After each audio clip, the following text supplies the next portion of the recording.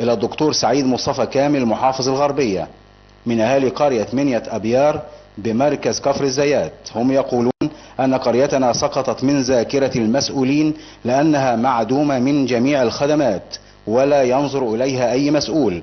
قرية يعيش أهلها أموات، فهناك تدني شديد في كافة الخدمات، فنحن محرومون من الصرف الصحي ومن وجود وحدة صحية أو مستشفى، ونعاني من عدم رصف بعض الطرق الهامة التي تربطنا ببعض القرى المجاورة.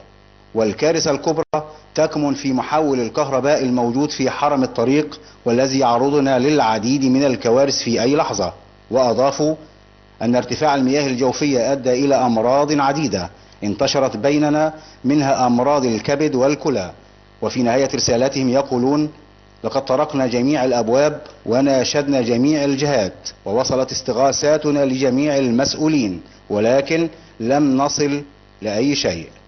مسؤول في الميزان يضم صوته لصوت هؤلاء ويطالبكم بالنظر إليهم وزيارتهم في أقرب وقت ممكن للتعرف على احتياجاتهم ومطالبهم وتنفيذ تلك المطالب. أعزائي المشاهدين، انتهت فقرة الرسائل، نلقاكم على خير. تحياتي علاء عبد العزيز.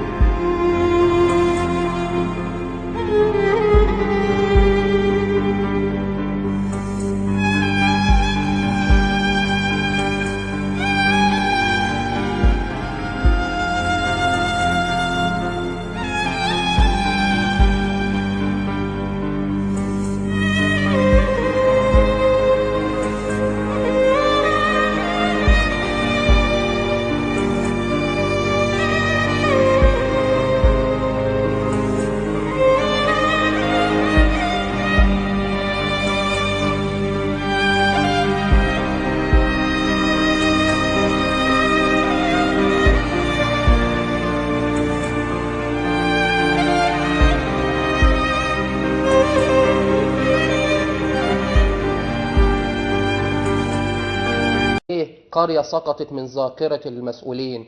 يعني ايه قرية يعيش اهلها اموات؟ في 2016 واهلها اموات، لا وحدة صحية ولا صرف صحي ولا طرق. محول كهرباء موجود في القرية طبعا على حرم الطريق. يعني احنا بنشوف حوادث الكهرباء، الاسلاك والمحولات اللي بيموت من نتيجتها اطفال او شباب او رجال او نساء، خاصة في ايام المطر. شفنا حالات كثيرة ماتت في الفترة اللي فاتت في ايام المطر.